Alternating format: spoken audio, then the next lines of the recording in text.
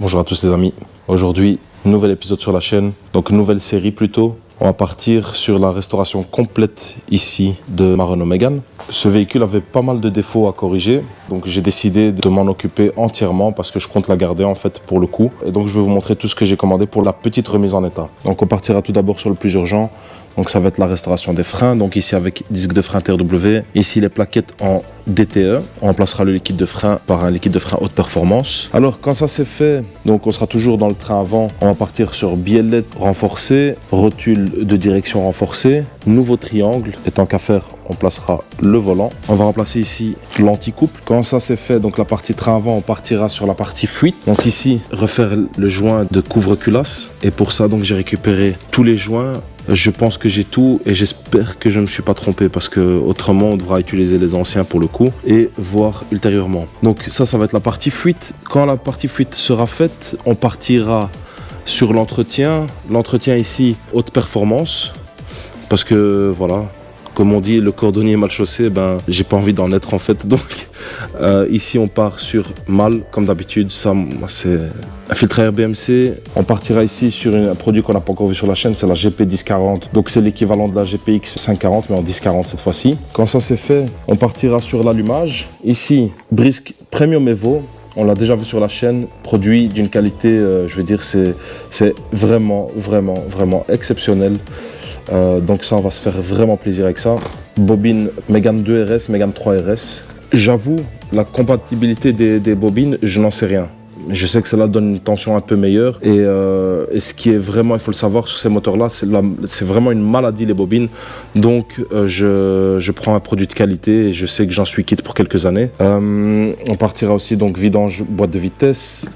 Alors ici, essuie-glace et on finira ici avec courroie d'accessoires avec son tendeur car elle fait un bruit mais vraiment exécrable. On profitera lorsqu'on fait le train avant, on remplacera tous les garde-boue, je les ai enfin reçus.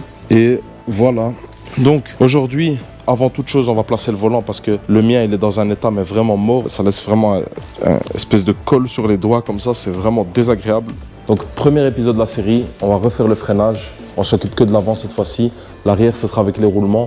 Donc c'est pas pour tout de suite mais pour bientôt parce que les plaquettes sont presque finies. Donc on fera ça une autre fois. C'est parti, générique.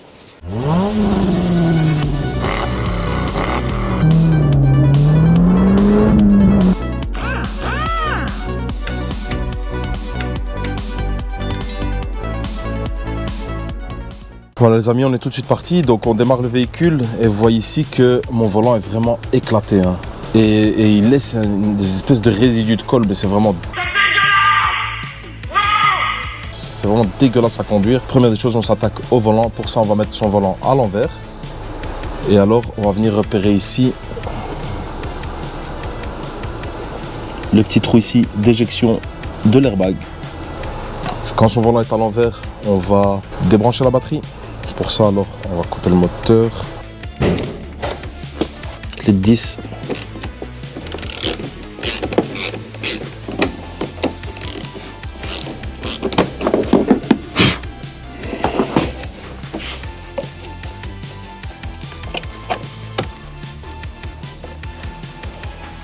On protège avec un chiffon.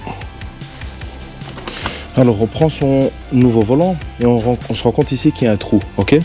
Donc ce qu'on va faire, c'est déjà prendre un outil qui passe. Par exemple ici. Voilà, là ça passe largement. Voilà, donc là ça sera mieux. Donc une fois que vous avez trouvé un outil qui passe, on va venir passer son tournevis et on va chercher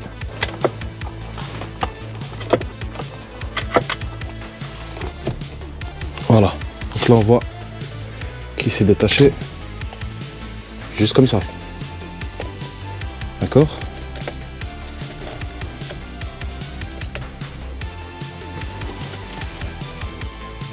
Voilà. Et voilà, en fait, avec votre tournevis, vous venez appuyer ici, en fait. Hein. C'est ça qui va venir le libérer. Alors, on débranche ici tous les câbles. Voilà. Il y en a juste 4. Donc ça, je vais avoir du mal à le faire avec une seule main. Je vous reprends dès que c'est fait. Donc quand l'airbag est retiré, on a un truc comme ça. Donc on a toutes nos fiches ici.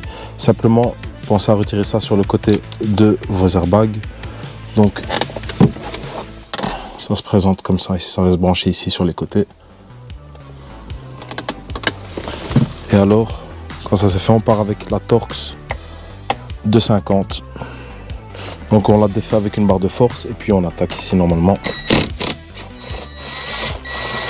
Voilà.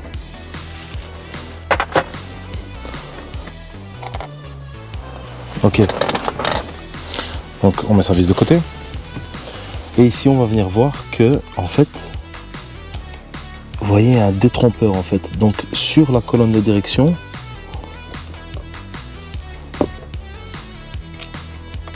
donc vous avez un détrompeur sur le volant et un détrompeur sur la colonne de direction. Ça va nous permettre de remettre notre volant tout à fait droit.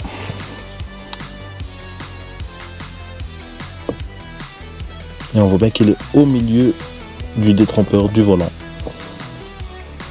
Ok. Donc on va pouvoir retirer son volant. Voilà. Et on n'a plus notre volant.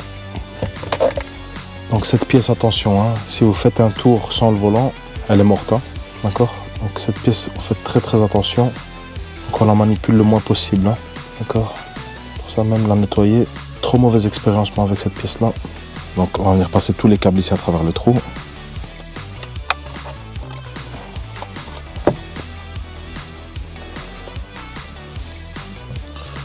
Juste comme ça.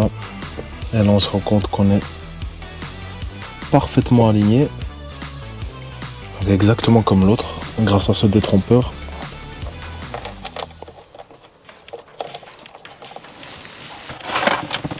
Et on repart.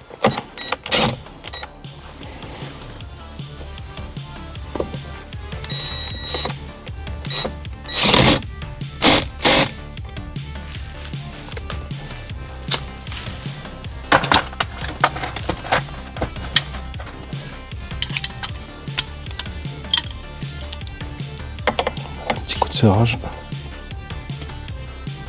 Voilà. Alors avant de s'encombrer avec l'airbag, on va venir rebrancher tout ce qu'il faut à sa place. Pour l'airbag, on sépare les clips ici. On va venir le repositionner. Pas oublier qu'on travaille à l'envers. Donc on a très peu de débattement. On va aller dedans et on reclipse. Donc quand ça c'est fait, on va faire un dernier contrôle visuel. On s'assure qu'on a tout reclipsé. Les fils ici on les passe, on repasse ici ces câbles, voilà. Donc ça on s'assure que tout est fait, que tout est à sa place. Ici aussi, voilà. Allez, donc c'est parfait. Hein. On va pouvoir emboîter son airbag. Donc du haut vers le bas en fait.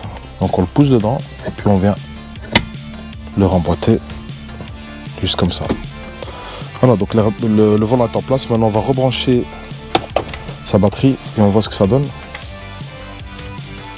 Il n'y a pas photo. En plus, ce volant GT, il est juste trop beau en fait. Franchement, il est juste trop beau.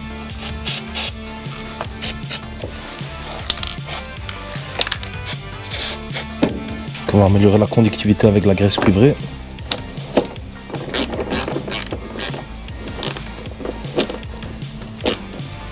La batterie en place.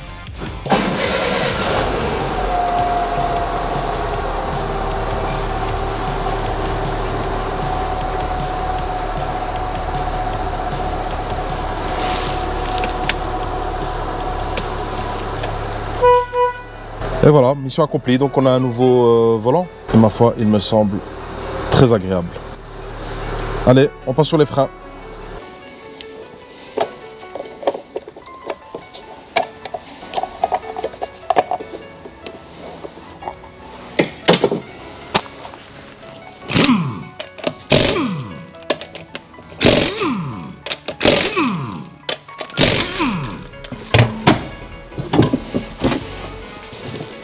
Alors les amis, je vais vous montrer comment on passe de ça à ça.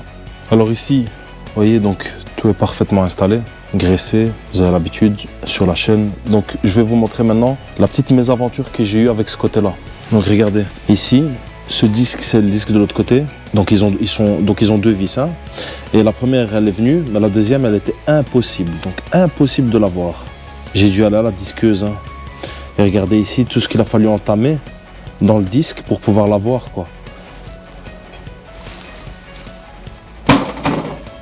Donc le premier disque, c'était vraiment un film d'horreur. J'espère que le deuxième ne va pas avoir de problème. Et le précédent qui a monté, il a serré ses vis sans graisse, sans rien, mais aussi la force de serrage, elle est phénoménale. Et ce que je comprends pas, c'est qu'il l'a serré d'une façon à ce qu'à un moment donné, on le serre de façon à ce que plus personne ne puisse jamais le desserrer ou quoi. En fait, en réalité, c'est quoi? C'est 10 Nm. Hein. C'est très faible ici le serrage, donc faut arrêter. Donc ça, c'est juste une vis de centrage et de maintien pendant le montage. Vous voyez, c'est pas ça qui retient le disque au moyeu, ce sont bien vos disques, vos vis en fait de roue qui viennent écraser votre disque contre le moyeu. Ça, c'est juste simplement des vis de guidage en fait, c'est rien du tout. Enfin, pour vous dire, il y a des disques qui viennent sans, pour vous dire à quel point ce n'est pas obligatoire de les avoir et ce n'est pas obligatoire de les serrer comme un malade. À un moment donné, faut arrêter quoi. C'est pas la première fois que ça m'arrive même assez souvent. Donc ces vis, arrêtez de les serrer comme des malades. 10 Nm, pas plus. Et ici, on voit bien que mon disque était encore acceptable. J'aurais pu changer juste le jeu de plaquettes, mais le freinage, le confort de freinage était horrible. Et en plus de ça, le liquide de frein est mort. Je vais vous le montrer tantôt, mais il est mort, mais vraiment mort quoi. Donc on va remplacer tout ça tout de suite. La première des choses qu'on va faire, c'est déjà essayer de retirer nos vis. Et alors ici, la vis de vidange, donc de purge de liquide de frein, ça, on va le faire tout de suite pour être sûr qu'on puisse les desserrer plus tard. Donc dégrippant. Et on le laisse agir. Hein. Allez, on est tout de suite parti pour le démontage.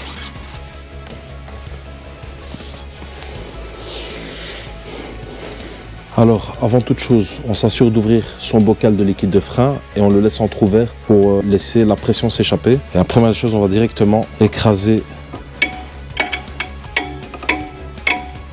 On retire sa bague ici.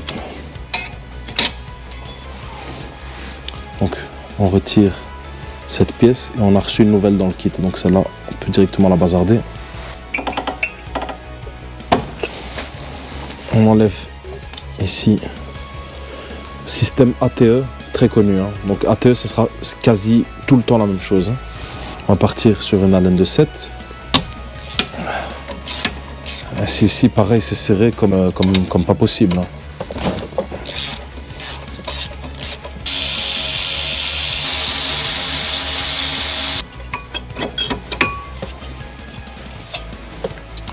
On retire ces plaquettes.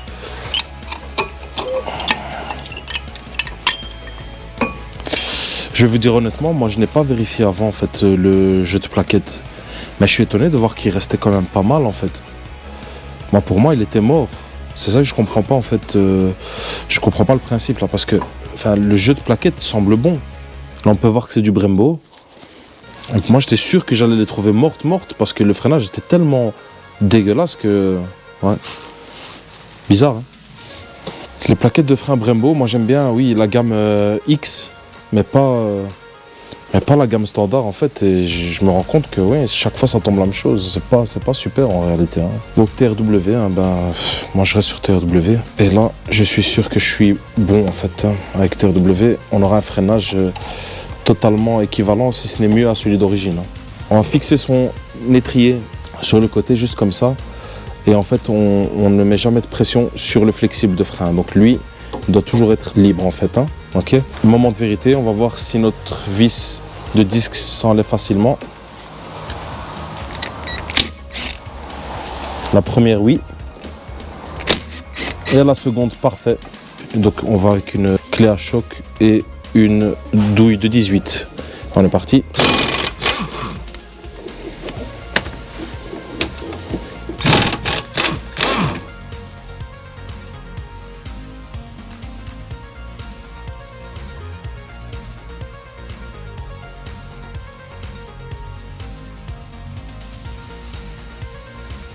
Allez, on est parti pour le nettoyage.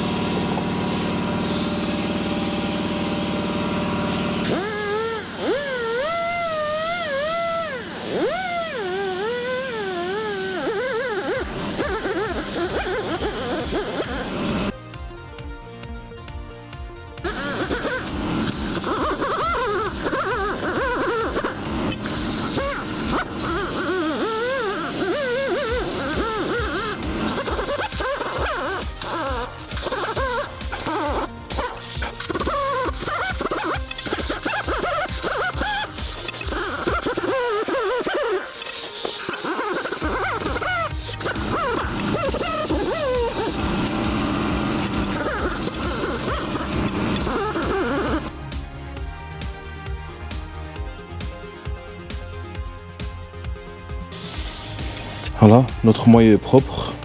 On va pouvoir graisser tout ça. On utilise sa graisse Copper Plus, vous connaissez ce produit sur la chaîne. On y va généreusement dans les vis de maintien, mais on ne graisse pas les filetages de roue, ok? En tout cas, le moins possible. Si jamais vous en mettez un peu, c'est pas très grave, mais le but n'est pas de les graisser. On graisse partout, là où c'est en contact avec les plaquettes de frein, pour que les plaquettes de frein puissent coulisser correctement. On y va ici généreusement, mais que ça reste quand même propre, donc pas de surplus, pas de coulée. On fait ça. Voilà. Donc on récupère ces 2 nouvelles vis dans l'emballage.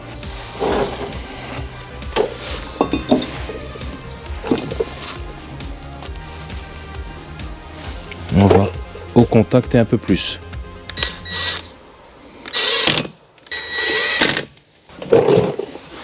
Là, il est contre, donc il n'y a plus de soucis.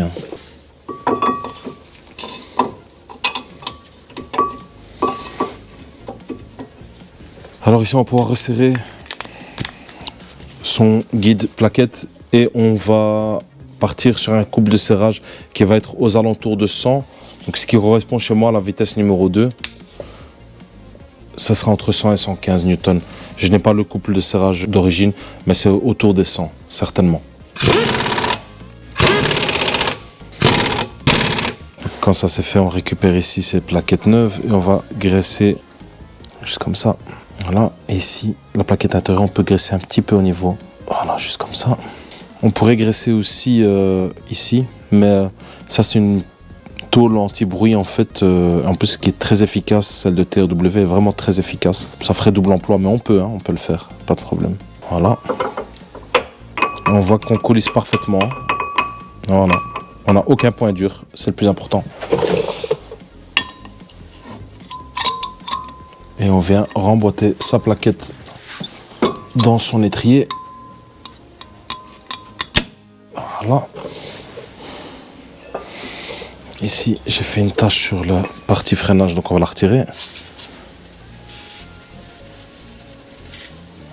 Voilà.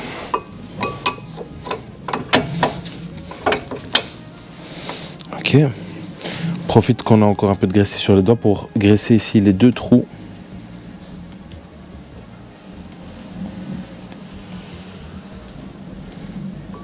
Voilà.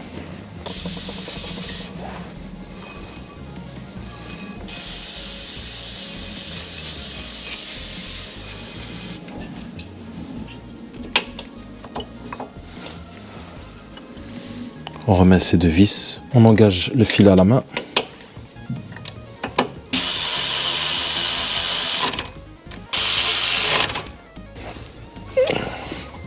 Et on récupère ici la nouvelle. Et on vient emboîter ici un premier côté. On pré-emboîte le deuxième et on...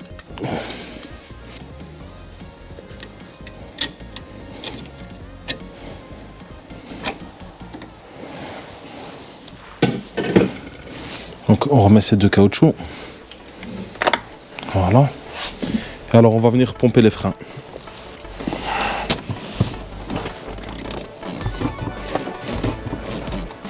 Alors on voit que c'est revenu contre, donc on est bien, les freins sont parfaitement en place. On repasse juste un petit coup de nettoyage sur la graisse qui aurait pu se placer sur le disque, mais très léger. En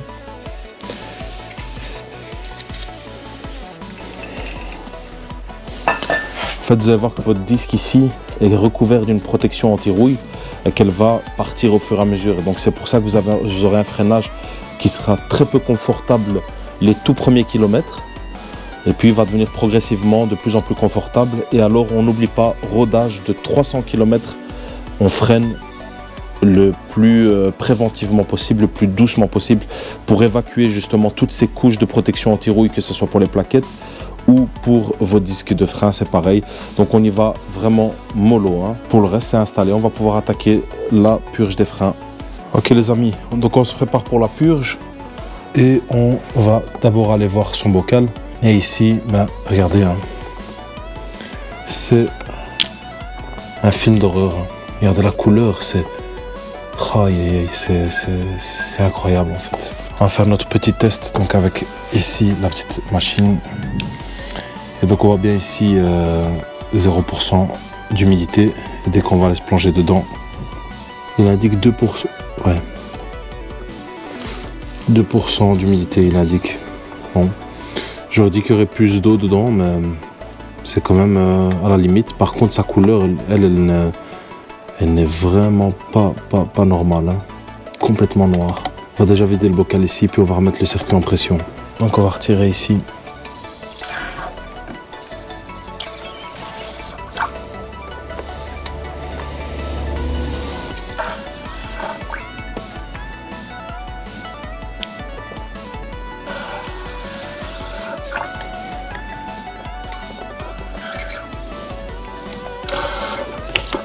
On va d'abord, dans un premier temps, re-remplir son bocal.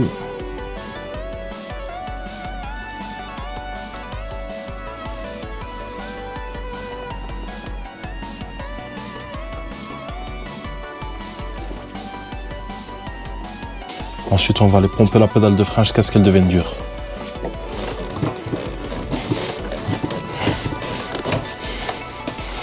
Quand ça c'est fait, on va accrocher ici. On va pouvoir installer notre appareil. Voilà. Et là, on voit notre appareil branché. Regardez la couleur du liquide, c'est une horreur. C'est un des pires que j'ai jamais vu. Franchement.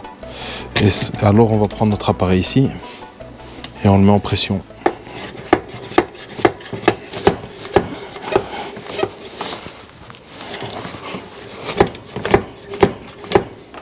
Je mets 20 ici, c'est plus qu'assez. Hein. Notre circuit est en pression. On va pouvoir directement aller aux roues. On va retirer le petit capuchon ici. Et alors, on va déjà s'assurer de pouvoir l'ouvrir. Donc ici, c'est du 11. Ok, ça tourne. Ensuite, on va venir brancher son dispositif. On récupère son bac récupérateur et on le met en hauteur. Voilà. Et alors, on peut ouvrir un.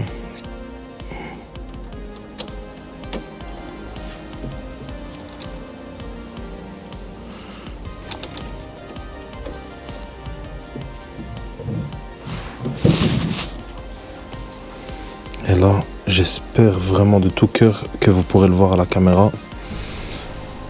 Mais le liquide est rouillé, quoi. Donc maintenant, on laisse couler bien sagement. Et là, on voit bien la couleur rouille. Hein. Et on attend donc maintenant que le nouveau liquide arrive. C'est pour ça qu'il faut privilégier un tuyau transparent, je dirais. On essaie de voir qu'on n'ait pas de bulles d'air, ni de crasse. Et ici, on voit qu'il y en a quand même quelques-unes qui sortent. Ce qui pourrait aussi expliquer en partie pourquoi j'avais un freinage qui était vraiment, mais vraiment la sensation à la pédale était vraiment horrible, quoi. Donc on laisse le liquide s'écouler et on attend le nouveau. Hein. Voilà. Donc le nouveau liquide est arrivé. On va pouvoir refermer.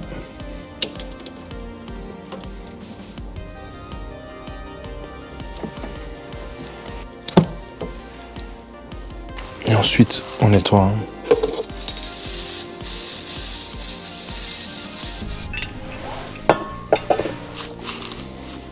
Et on remet son capuchon. Juste comme ça.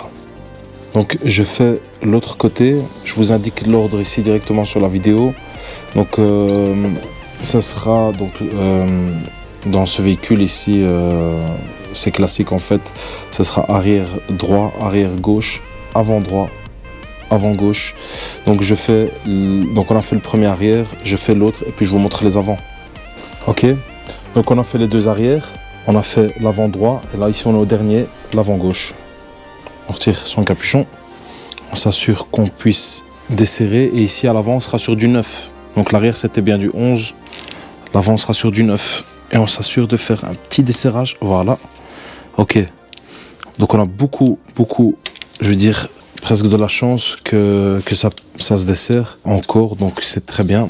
On va pouvoir purger.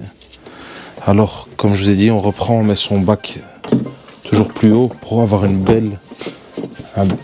bon sens de la coulée. Et vers le haut, on verra toutes les bulles s'échapper. C'est parti. Voilà. On ouvre juste comme ça.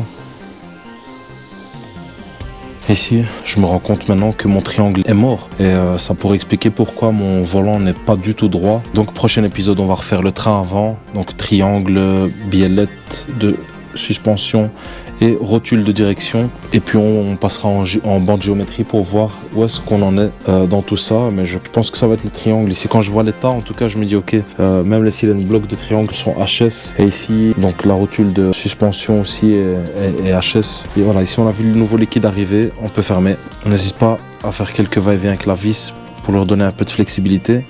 Et alors, on peut refermer juste comme ça.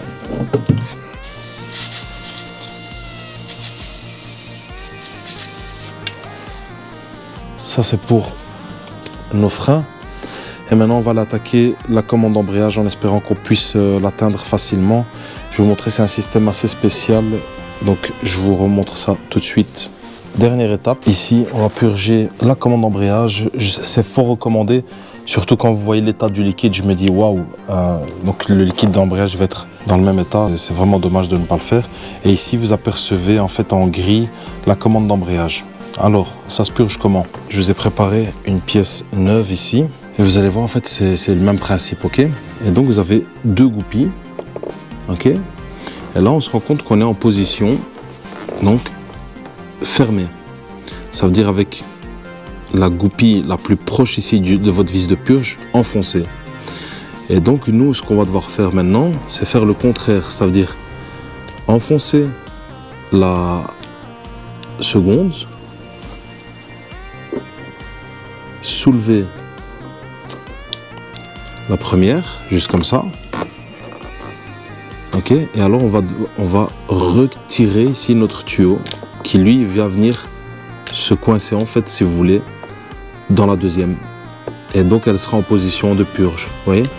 Et après il suffira simplement de réenfoncer, donc vous l'aurez comme ça. Et il suffira après d'enfoncer de nouveau. Et puis de reclipser ici et puis de soulever, donc ça pour l'avoir en position fermée, d'accord? Donc le but c'est d'inverser. Je vais avoir beaucoup de mal à vous le montrer sur ma commande à moi, mais ici vous avez compris le principe. Donc on va retirer ici notre petit capuchon comme le vis de frein en fait, hein. C'est tout à fait pareil en fait, hein. Voilà, donc ça va être tout simplement la même chose. Ok, première des choses, on va essayer d'attraper ici notre petit caoutchouc. Voilà. Ensuite, on va venir enfoncer. Voilà.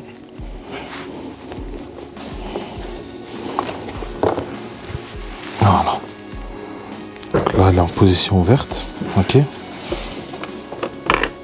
Alors, on va venir brancher son tuyau de récupération.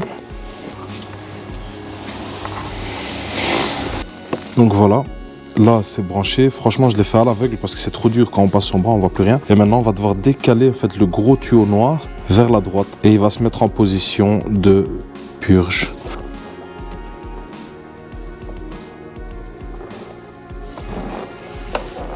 Voilà.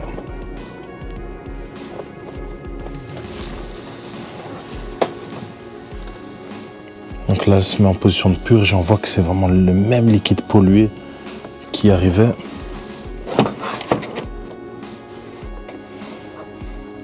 On avait de l'air aussi, pas mal d'air. On laisse évacuer toute cette crasse. Et alors on va pouvoir emboîter.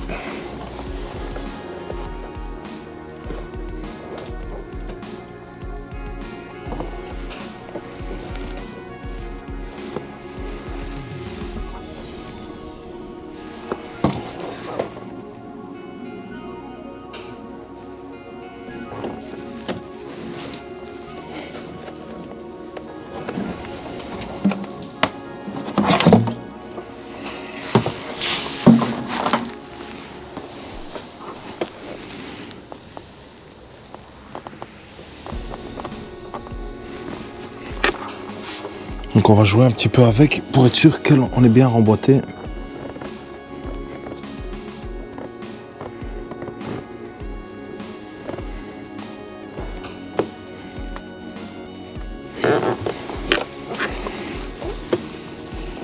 Non, on est bien.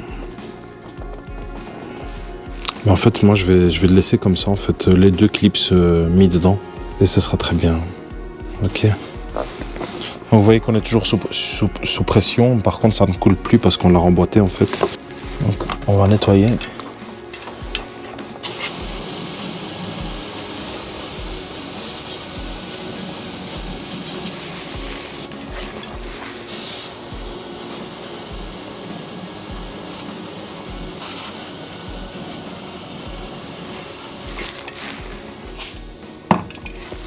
Et on va venir remettre son capuchon. Et voilà. Donc là, on a une commande qui est purgée. Donc attention de toujours remboîter celui-là avant de travailler. Parce que si vous ne l'emboîtez pas, vous allez avoir votre commande qui va sortir entièrement en fait. Et donc une fois que le tuyau est sorti, vous allez galérer à le remettre pendant que ça se purge, etc. Donc moi, je vous conseille vraiment de remboîter le second ici, hein, avant de travailler. Hein. D'accord ? Vous levez celui-là, vous rabaissez celui-là et vous tirez et il va venir s'emboîter en fait dedans. Et si vous voyez que ça ne coule toujours pas, ben vous jouez un peu plus, vous tirez un peu plus vers l'arrière. Et puis en une fois, ça va commencer à se purger comme vous avez vu ici. Hein. D'accord ? Voilà, donc la commande embrayage est purgée. On est parfait en fait. Ok, donc on prend son appareil ici et on va retirer la pression.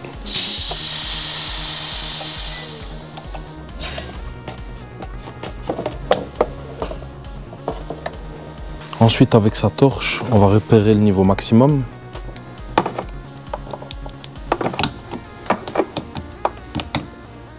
On repère son indication maximum et on va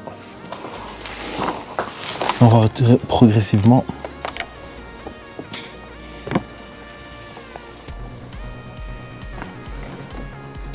Là, on y est.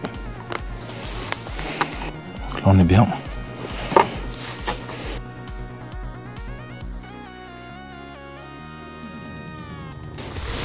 On met son bouchon. Et alors après on nettoie son bocal.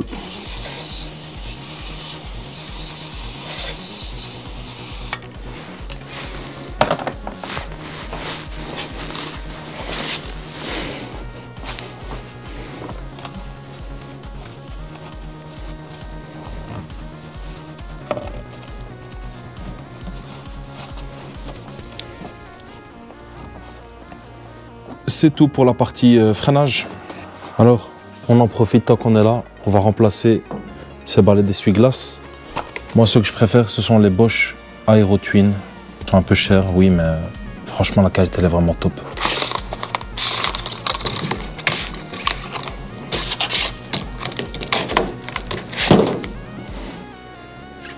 Voilà. Voilà. Donc on récupère le nouveau, le long. Vous allez voir en fait ici qu'il y a une petite sécurité. Une petite sécurité, en fait, c'est un petit ergot qui rentre. Celui-là, vous le soulevez et vous allez vers le côté gauche, donc à l'avant de l'essuie-glace, quoi. D'accord ? Donc ça, c'est l'ancien. Toi, tu dégages. Et alors, ensuite, simplement, on passe comme ça. Alors on fait la courbe ici, on s'assure de passer ici en dessous. Et voilà, un clic de confirmation. La même chose ici.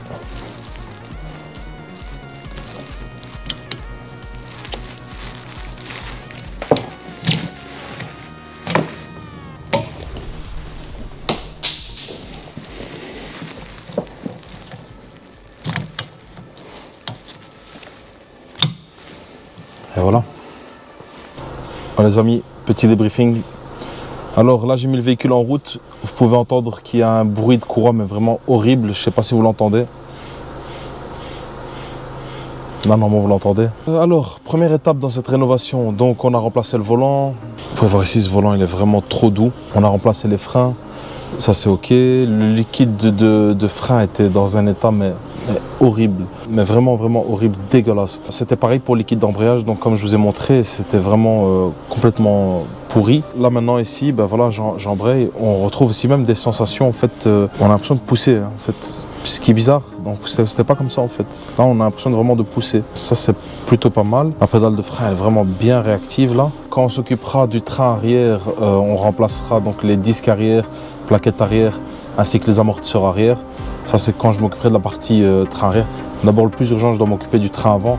Donc vous avez vu, les triangles sont HS. Je pense que mon problème vient de là en fait, parce que ma direction est complètement décalée quand je roule tout droit. Je suis un peu décalé et suite à l'ancien propriétaire s'est pris un trottoir. On avait remplacé pour passer au contrôle technique les amortisseurs, les têtes d'amortisseurs qui étaient aussi complètement mortes. Donc ça a été fait. Et ici alors on va faire triangle, rotule et biellette. Ça sera pour le prochain épisode. Les vérins de coffre, donc comme je vous ai expliqué, c'est pas bon, donc je les ai installés. C'est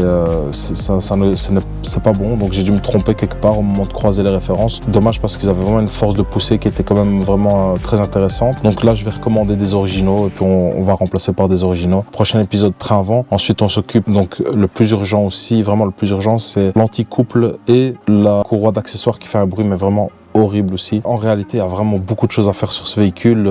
Je dirais pas c'est démotivant, mais il y a vraiment énormément de boulot dessus. Ça va être intéressant, oui, pour créer du contenu, mais tout ça, il faut le faire en fait. C'est crevant. J'espère que les triangles, ça va aller, parce que quand je vois leur état, je me dis, j'ai peur que ce soit rouillé, etc. Donc sinon, on va souffrir pour les avoir. On verra bien au prochain épisode, donc ça naturellement. Puis on s'attaquera, une fois que le train avant sera fait, on s'attaquera donc à la partie moteur à proprement parler. Donc vidange, les fluides, l'allumage entièrement. Ensuite, tout d'abord sera certainement d'abord les fuites, la partie fuite. Puis donc si je vois que le véhicule, mis à part ça, une fois que tout est fait, si je vois que le véhicule est bien, qu'il roule bien, qu'il roule droit, qu'il roule bien, je veux dire que tout va bien, alors je penserai à installer peut-être un système multimédia un peu plus moderne, donc Android, etc. Mais ça, je vous le filmerai, mais c'est des grands frais, donc avant de l'acheter, je dois être sûr que je vais garder la voiture en fait. Les amis, cet épisode s'arrête ici, donc pensez à vous abonner, activer la petite cloche juste ici en dessous. Si vous avez des questions, on se retrouve dans la barre des commentaires et je vous dis à très bientôt. Tchuss.